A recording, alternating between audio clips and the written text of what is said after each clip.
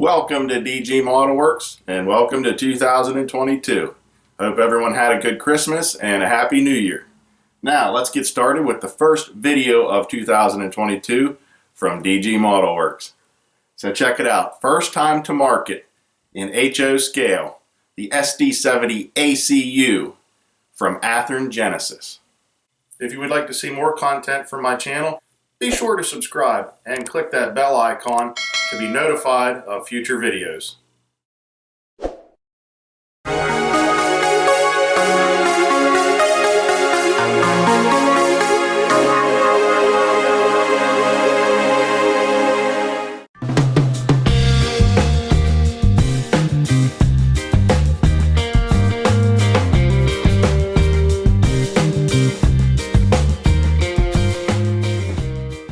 So this video is going to be a little bit different because I pre-ordered these locomotives, and when I do that I generally get straight DC locomotives. That way I can install the decoder and speaker of my choice when money and time permit. But I will hook you guys up. I went ahead and installed Soundtrack Tsunami 2 along with the Athearn dual sugar cube speaker in this locomotive right here. That way, if you happen to purchase one of these with the factory installed Soundtrack Tsunami 2 decoder along with the Athearn dual sugar cube speaker, it will give you an idea of what to expect.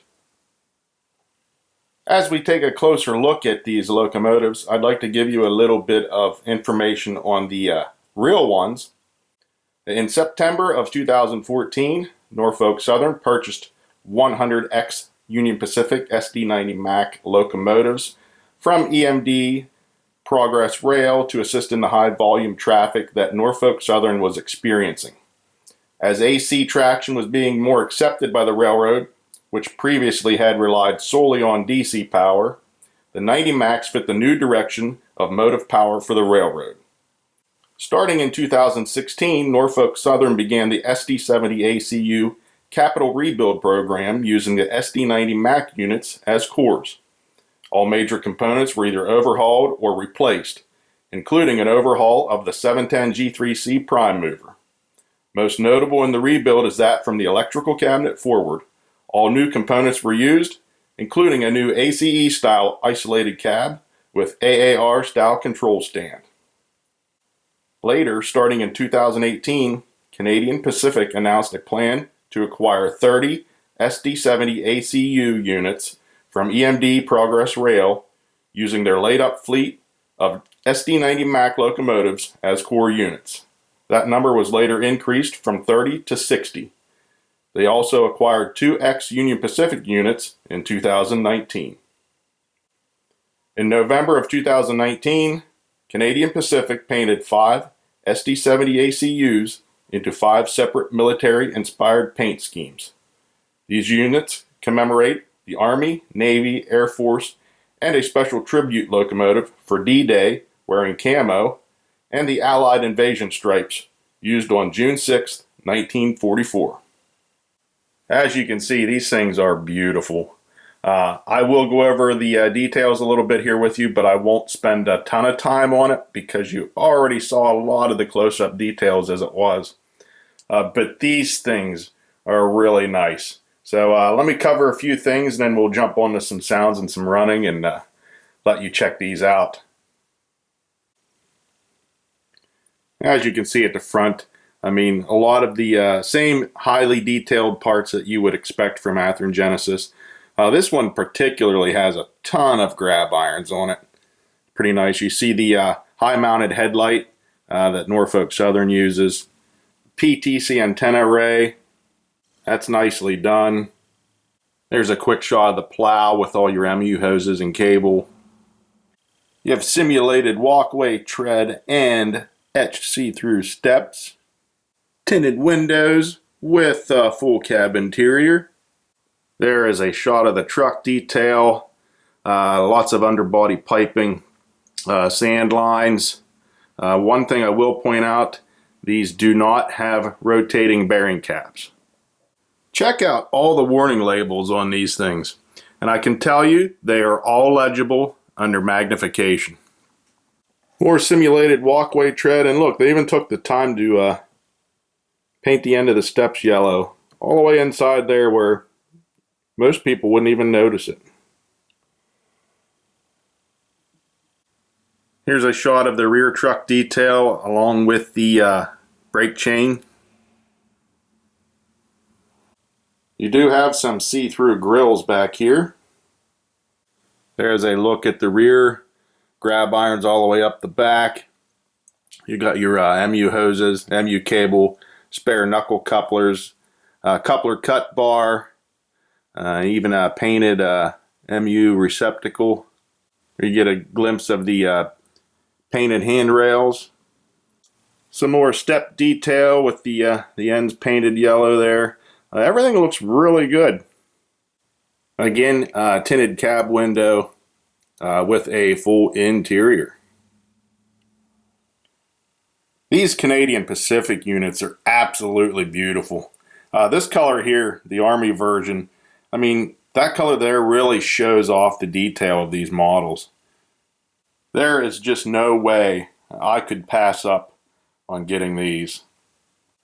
There are some differences with the CP units here compared to the Norfolk Southern units. The MU cable is slightly different arrangement. You have some extra train line hoses down there.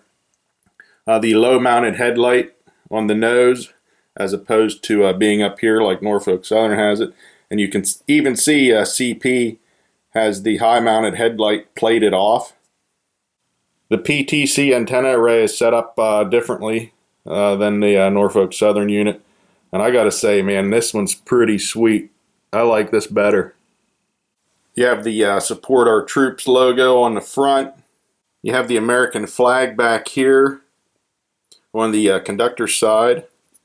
And the Canadian flag on the engineer side. Again, I mean, you can see all the little detail parts that are separately applied on this thing with this color. This color really makes them stand out. And I hope you're paying attention to that as I move around this locomotive. Again, some slightly different arrangements with the MU cable and the receptacle on the back. Again, and just look at all this detail. I think Athearn did a really good job on these. The Canadian Pacific units also have the snow grate walkways. Quick look at the see-through steps in the walkway tread. You have the black fan grills. Just this Army unit from CP is really awesome. Nicely done, Athearn. Also, before I move on, I'd like you to take note of the font that the numbers are. It's more of like the military Army style font. That's a nice touch. Nice touch from CP. Here is CP7022, and this commemorates the Navy, and it's painted like a naval vessel. You got the gray across the top, separated by a black stripe, and then you got the burgundy hull color of naval vessels on the bottom. Really nicely done. I'm not sure how well the gray is showing up in the camera. It looks slightly different in the camera for me than it does with my naked eye. But man, this is definitely nicely done. It's one of my favorite of all just because it represents how a naval ship looks. And like I said, take note of the font. Here, I'll just move this. The font is just like a naval vessel font. Really nice touch from CP. And again, it has some of the CP specific features on the front of the locomotive again, just like the last one. Your low mount headlight, plated off high mount headlight, and MU cable is slightly different with the receptacles in different places. Again, I love that CP antenna array. And on the conductor side, you see the American flag there, along with the Support Our Troops ribbon. The engineer side has the Canadian flag, and again, the Support Our Troops ribbon. A quick look again at the rear with the differences in the detail. Just some really cool detail. And like I said, being that these locomotives aren't black like the Norfolk Southern ones, you really get to see all that level of detail. I mean, it just stands right out. And again, it does have the snow grate walkways. Now, one thing I would like to bring to your attention, with this locomotive, when I got it out of the box, test running it, I noticed it did not want to go through the curves. So after investigating, this brake chain that they put on, it connects up here, and then it just fits through a holder over here on the brake cylinder. But it's free in there. It's not stuck or glued to it. It moves freely. But it is attached at two more places down below. It's attached on the truck there, right in here. It hooks onto a little hook that's on the truck, and then same here, the very end of it is hooked on this piece of the truck. Now you can unhook it from here and up in here, and like I said, and it just free rolls through this piece. Well, from the factory, this was pulled down through, and it was connected to a loop of the chain that made this basically, it was basically tight while it was straight. The truck was straight, so I couldn't turn the truck. The truck wouldn't pivot. So I had to basically unhook the chain from here and put it into a different loop that allowed slack up here. Because this, like I said, this just free falls through that. But in the process, it did come unhooked from here, and there's like a little S hook that hooks the chain to the side of the truck here. Well, it's tiny, and when I went to put it back on with my tweezers, you know how that is, I lost it. It flew out of the tweezers, and I could not find it. I looked for hours. So I had to rig up my own little hook. I used a piece of a stapler, or a piece of a staple from a stapler, and I rigged up my own hook, and then I had to mix up my own paint to match, and I got it pretty close. But it's just something to look for. If you get yours and you're noticing it doesn't want to track through the curves, definitely check that to make sure you do have enough chain slack. And if not, all you have to do is unhook it from the truck down here and hook it to a different link that allows you enough slack. I do recommend running these on a 22-inch radius or larger. These CP units are absolutely beautiful. I'm really glad I pre-ordered them, and I look forward to the other three that will be released in the future. Alright, like I said, this is the locomotive. I installed Tsunami 2 sound in it to give you an idea of what a sound-equipped model would sound like and function like whenever you receive it. Some things aren't quite the same, and I'll explain that to you here. I tried to get the programming as close to the factory-equipped one as I could. I actually got on Soundtrack's website and looked through some of the factory-equipped manuals that they have. You can select by manufacturer, and they give you some information there. So I was able to get some of the CV settings from them. So it's fairly close, and it should give you a really good idea. And I even used the Athearn dual sugar cube speaker in this, just like you would get with the one you bought. So it should be almost identical. Now, I did change some of the function mapping a little bit than what yours might be. This does have all LED lighting. It has lit number boards. It has ground lights. And the lit number boards and ground lights may be on a different function for you when you get it, but it will be in the manual. For me, I put the number boards and the ground lights together on function 6. So when I press function 6, both of them will light up. And the ditch lights are on function 5, and that is probably how it will be with the factory equipped model. So let's fire this thing up and put it through its paces. Apply track power.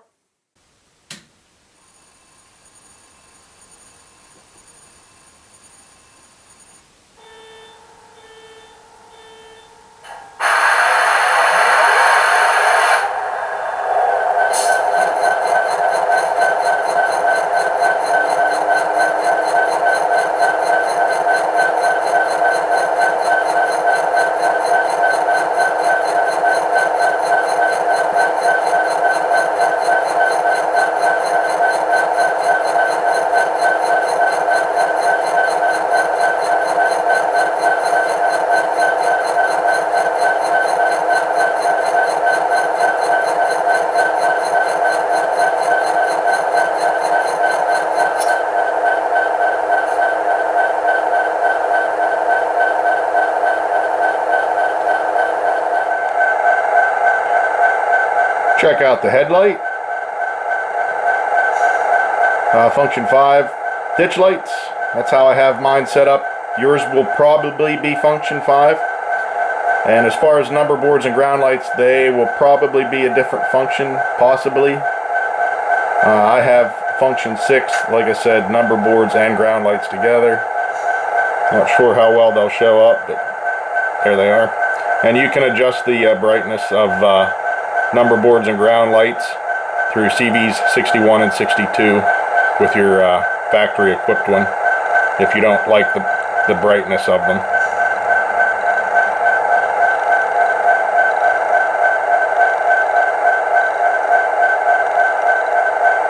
And with the bell. And I programmed the horn for K5LA. It's either a K5LA or a K5LLA in the original one. I'm not 100% sure, but I programmed mine with the K5LA and with the alternating ditch lights.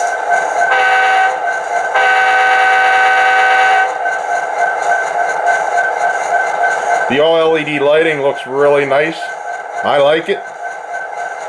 Get a quick look at the rear lighting. Rear light, rear ditch lights, and again I have them set up to alternate, and your factory equipped one should also, if it's a Norfolk Southern one.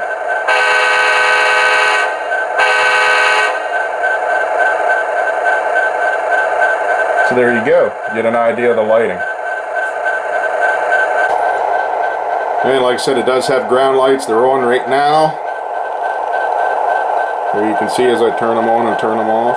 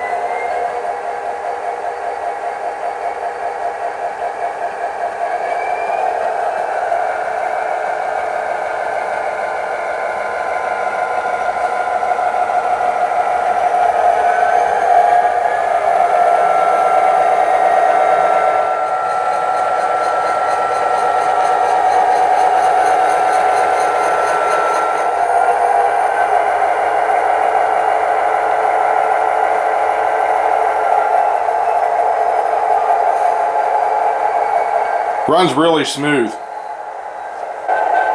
This has dynamic brakes on function 4. You do have to be moving for them to play. So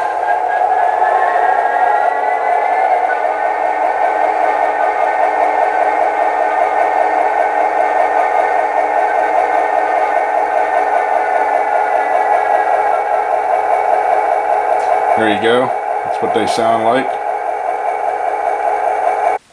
I have it muted, so we'll do a quick quiet run by.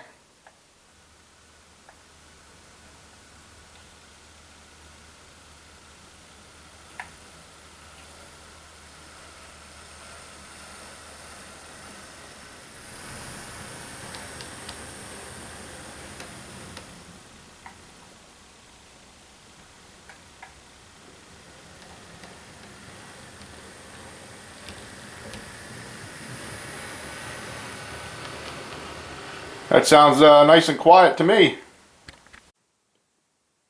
Okay guys, let's do a quick pull test, run test with this. This weighs in right around 23.5 ounces with the decoder installed, with the speaker installed. You do have to take out a little bit of weight for the speaker, so the DCC versions will be a little bit lighter than the straight DC versions. But I have 36 cars on here, and it seems to be pulling my train just fine.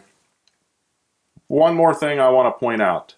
The Tsunami 2 from Soundtracks does have the feature of dynamic digital exhaust. If you've watched some of my recent Athearn Genesis review videos, I've demonstrated what that's like. For the sake of the length of this video, because we covered multiple locomotives, I did not set that up for this one. This is just going to be some straight running. And there's also the ability for like independent braking and such. So kind of give you a little bit of realistic braking feature too. I have not messed with that at all on this locomotive. But I encourage you to go back and maybe look at some of my previous videos that showcases the digital dynamic exhaust. And maybe check out some of Soundtrack's videos. They cover some of that too.